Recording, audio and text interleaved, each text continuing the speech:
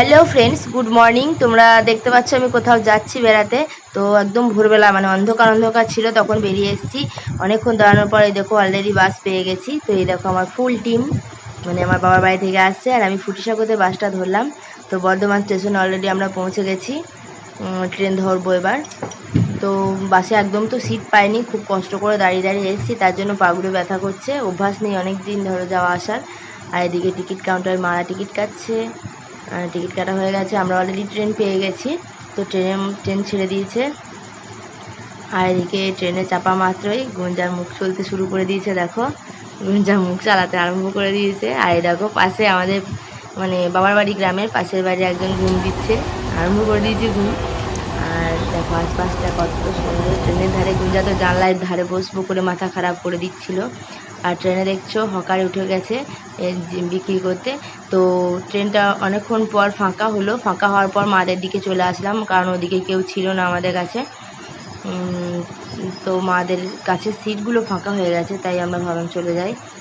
আর আমার তো প্রকৃতির দৃশ্য দেখতে খুব ভালো লাগে, তাই আমি জানলার ধারে বসে বসে প্রকৃতির দৃশ্য দেখছিলাম। আর গুঞ্জার দিকে মুখ চালাচ্ছিল।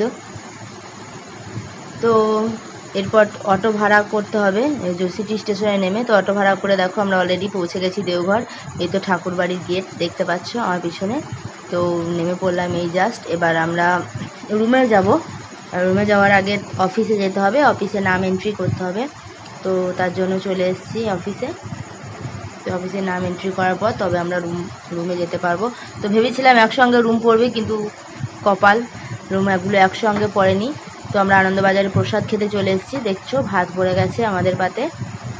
আর এখানে প্রসাদ না খুব ভালো লাগে খেতে, জানো তো। তো এখানকার প্রসাদ দেখতে পাচ্ছ 5 রকম সবজি দিয়ে একটা ডাল তরকারি আর ভাত। তো আমি অলরেডি খাওয়া দাওয়া করে চলে, এই যে এত বড় বিল্ডিংটাই পুরোটা খাওয়ানো হয়। তো সবটা উৎসবের সময় খোলা হয়। অনেক এততলা বিল্ডিং তো ধরো সবসময় প্রয়োজন পড়ে না খুলতে। তো উৎসবের সময় খোলা হয় অত বিল্ডিংগুলো, আর এখন মাত্র একটা বিল্ডিংয়ে খোলা থাকে খাওয়ানোর জন্য। আর এই যে চারপাশটা তোমাদের দেখালাম ঘুরিয়ে।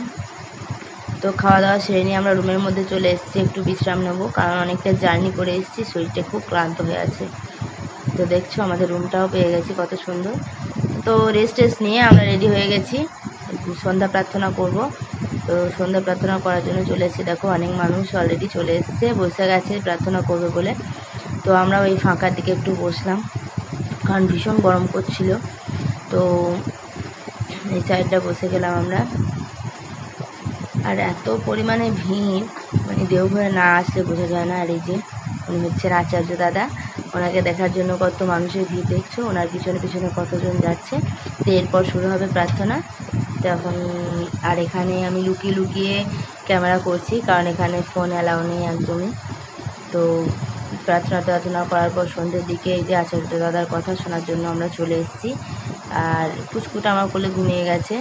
আর আমার দাদার ছোট ছেলে আর আমার মেয়ে গুঞ্জা দুজনে ওকে নেওয়ার জন্য যুদ্ধ করছে সব সময়, আমি নেবো করে। তো যাই হোক, ও ঘুমিয়ে গেছে অবশেষে।